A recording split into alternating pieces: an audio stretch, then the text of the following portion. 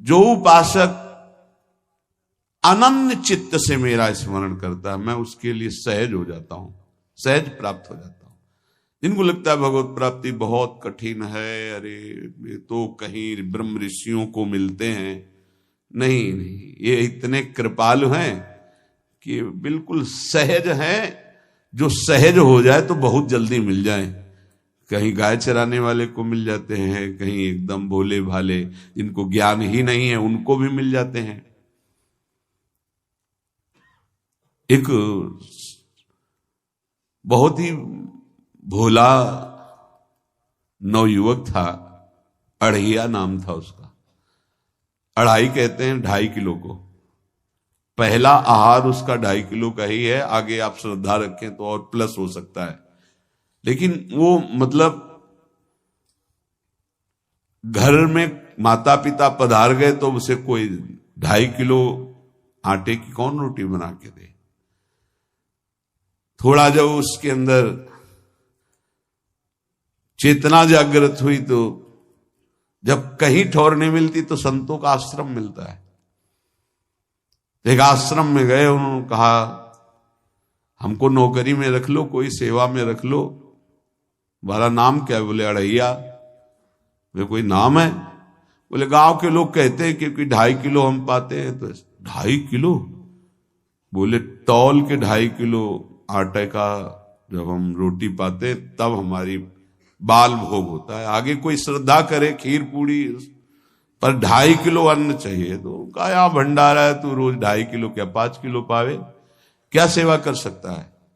तो उनका जो आप सेवा बताएंगे सिखाएंगे वो हम कर लेंगे। उनका तुम गाय चराया करो, गाय चरा। भाई देखो, हमारा वैष्णव सिद्धांत है, तुम गाय चराने जा रहे हो, हम यहां से तुम्हें अमनिया दे दिया करेंगे, जंगल में तुम बनाओ और वहीं ठाकुर जी को भोग लगाओ और पाओ। बिना भोग लगाए पाने का विधान हमारे आश्रम से आपका नहीं बन सकता। बोले हमको तो कुछ आता नहीं भोग लगाना, क्या भोग लगाएं? उनका जब आप बना लीजिएगा, क्योंकि अब यहां 2.5 किलो तुम्हारे लिए अलग से बन करके जाए, तुम अपना बनाओ। जो जो चाहो भंडारी से कह दिया दे दिया करो, वहीं लकड़ी बीनो, वहीं बनाओ और गाय चराओ और ठाकुर को भोग लगा के पाओ। जितना मनावे आप पाओ। पहले दिन भोग मिला तो बाटी बना, गरीब आदमी था, घर से तिरस्कृत था, वो सब जानता था। बाटी ऐसे उपला बीन लिए, बाटी बनाए, 2-4 आलू का भरता बनाया, 2.5 किलो आटे की बाटी। उसने कहा गुरुदेव के ठाकुर आओ भोग लगाओ आके। बड़े बड़े ऋषि मुनि मंत्रों से आवाहन करते रहते हैं, सरकार पधारते नहीं, केवल भाव से भोग लगाते। हुए इतने लीला बिहारी, प्रभु आ गए श्री राम जी। अढ़ैया ने आंख खुरक लगी ऐसी तो आंख खोल के देखा, नवीन मेघ कांति, अरविंदाक्ष, सारंग धनुष धारण किए हुए सामने खड़े। कहा कौन हो आप? मैं राम जी कहते हैं। आपने कहा गुरुदेव के ठाकुर आ, तो गुरुदेव तुम्हारे जो है उनके हम ठाकुर जी हैं। सही में आते हो तुम? बोले आए तो गए और हम पाएंगे। बड़ी खुशबू आ रही है आलू के भरता की, तुम्हारी बाटी बनी हुई। गुरुदेव ने कहा तो भोग लगा के पाना, मतलब आप पाते तो हैं? नहीं सुना है। बोले नहीं नहीं पाते हैं, पर सबका नहीं पाते हैं। आप जैसे भक्त जब पुकारते तो बिल्कुल कुछ नहीं जानता था। इसीलिए हम कह रहे बड़े बड़े विद्वान और योगी जन रास्ता देखते रहते हैं। हरिवंश महाप्रभु ने इसीलिए लिखा है, मुनिमन ध्यान धरत नहीं पावत, करत विनोद संग बालक भट।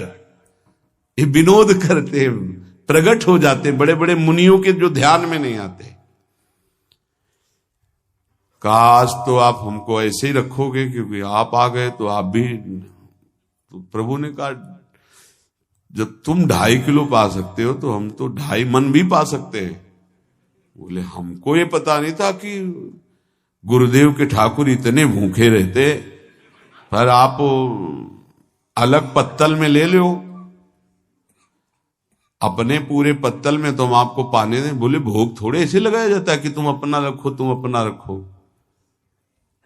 और बोले आंख मूंद कर तुम बैठो, जैसे तुम्हारे गुरुजी भोग लगाते हैं तो आंख मूंद लेते हैं, अब हम पाएंगे तुम्हारा। तो आंख मूंद लिया, चलो भाई पाओ। सोचा एक आध बाटी पा लेंगे, बीच बीच में खोल के देखता जाता, भगवान सब चाट गए। भगवान बड़े करत विनोद संग बालक भट्ट, हरिवंश महाप्रभु कह रहे, करत विनोद संग बालक भट्ट, मुनिमन ध्यान धरत ने पावत। आंख खोला, बोला आज हमको भूखे रखोगे? बोले जानते हो तुम्हारे गुरुजी ने क्यों भोग लगाने के लिए कहा है? आज एकादशी है, तो तुम्हारे गुरुजी के यहाँ एकादशी रह जाती है, इसीलिए तुमको अमनिया दिया, वहां बनाया नहीं। और तुम्हें रोज अमनिया देंगे। तुम रोज आओगे, हम बुलाएंगे तो? अब आप बुलाओगे रोज तो आएंगे नहीं, हम रोज रोज आएंगे। बोले तो ठीक है, अगली बार से। बोले गुरुजी आपके ठाकुर जी आए थे, हमारी सारी बाटी खा गए, 5 किलो आज से हम ले जाएंगे, 2.5 किलो आपके ठाकुर जी के लिए, 2.5 किलो अपने लिए। बहुत हंसी आई कि वहां कुंतलों का सब भंडारी का देखो, पूछने की जरूरत नहीं, जितना कह दे दो। 5 किलो के हिसाब से आटा के अनुसार भरता बनाने के लिए आलू वगैरह से। सुबह से गाय लेके निकल जाता, जंगल में छोड़ दिए, उपला में ने आग लगाई, बनाया, वो गोले गोले रख करके, उसमें कोई समय तो लगता नहीं। आग पकी हो तो बहुत सुंदर बाटी बनती। बाटी बनाया, भुरता बना के, पत्तल बड़े बड़े जंगल के से, कहा गुरुदेव के ठाकुर पधारो। तो आंख खोल के देखा साथ में सिया जी। उसने कहा ये कौन है? बोले हमारी अर्धांगिनी है। तो कल क्यों नहीं बताया था आपने कि अर्धांगिनी भी है? ये भी पाती है? बोले हमारे जैसा है। जानकी जी बैठ गई, राम जी बैठ गए, बड़ा सकुच में, पर जानकी जी इतनी करुणा वात्सल्य बरस रही थी कि वो कुछ बोल नहीं पाया, बस देखा, ऐसे कहा पाओ गुरुदेव के ठाकुर। प्रभु आराम से, सिया जो खूब स्वाद बखान बखान करके पाए। वो आंख खोल करके देखता आज भी हम 2.5 किलो अपने लिए लाए थे, लेकिन ये दोनों पा गए। गुरुदेव 7.5 किलो। बोले क्यों? आपके ठाकुर की पत्नी भी है ना? कहा है, तो दोनों आए थे। किसी को विश्वास नहीं हो रहा था। दे दो भाई, अरे गाय को खवाएगा, दे दो, कुछ करेगा, क्या कमी है यहां? 7.5 किलो आटा लेकर। अब तो समय लगा, 3 बजे तक बाटी बन के तैयार हुई पत्तल में से। गुरुदेव के ठाकुर पधारो। बस उसको बुलाना होता था कि विनोदी प्रभु, साथ में लखन जी, राम जी, सिया जी, लखन। ऐसे देखा, ये कौन है? बोले छोटे भाई। आपके भाई भी है? हाँ है। पहले अब परिवार में कितने लोग हो आप? पहले बता देते तो हम वो सब आ जाते हैं। लक्ष्मण जी से कहा बहुत सरल भगत है, नाराज मत होना, चुपचाप पा लो। तीनों बैठे, सब पा गए। फिर बेचारा ऐसे ही रह गया। जब वो चले गए तो पत्तलों में जो किनका रहता था, वो एक अद्भुत आनंद। अगले दिन गया, बोले गुरुजी 10 किलो आटा चाहिए। वो कहा 10 किलो क्यों? बोले आपके ठाकुर जी भी आते हैं, उनके ठाकुरायन भी आते हैं, उनके परिवार के भाई भी आते हैं, गोरे गोरे थे वो। यार कैसे, इसको कैसे अनुभव हो सकता है सिया राम लखन जी का? बहुत हट किया, 10 किलो आटा लिया, पहुंच गए, बनाया, 4 बज गए, रखा। उस मन में सोच रहा था आपकी संख्या ना बढ़ जाए। कहा गुरुदेव के ठाकुर पधारो। विशाल गदा, भयंकर स्वरूप हनुमान जी महाराज। आंख खोला तो 3 स्वरूप में प्रभु खड़े हुए थे, सिया राम लखन, हनुमान जी चरणों बैठे। पूछा ये कौन है? तो कहा ये हमारे प्रिय सेवक हैं हनुमान जी। एक बार आप अपने पूरे परिवार का, अपने सेवकों का वो आप पर्चा बना के दे दो, गुरु जी को दे देंगे जाके। हर बार एक बढ़ जाता है तो भगवान मुस्कुराए, हनुमान जी इसका कुछ बोलना मत, बहुत निराला भगत है। बोले पाओ प्रभु। तो पहले सिया राम जी पाए, फिर जो प्रसाद लक्ष्मण जी पाए, फिर हनुमान जी पाए। हनुमान जी सब पूरा बहुत निर्मल भाव से बनाया हुआ और निर्मल भोला भक्त पा गए। अगली बार कहा गुरुदेव 5 किलो एक्स्ट्रा में रख दो, 1 नंबर बढ़ता जाता है। आपके पहले ठाकुर जी आए, फिर ठाकुरायन जी आए, फिर उनके भाई आए, फिर इस बार तो बहुत भयानक रूप, गदा लिए हुए, लाल अरुण वर्ण शरीर का प्रकट हो रहा है। जिधर देखो कंचन वर्ण की कांति, मुख में अरुण वर्ण की कांति। हमने पूछा आपके ठाकुर जी से, तो उन्होंने कहा कि वो सेवक हैं। उनको रोमांच हो रहा था कि क्या सही भगवान करुणा करके इसको दर्शन देते हैं। अब अगली बार अगर ये बात करेगा कि तो फिर अब हम इसकी परीक्षा लेंगे। ले गया एक्स्ट्रा में, बनाया सब। आओ गुरुदेव। अब तो पता था कोई आने वाला नहीं। गुरुदेव के ठाकुर 2 संख्या बढ़ गई। आंख खोल के देखा, कहा ये कौन है?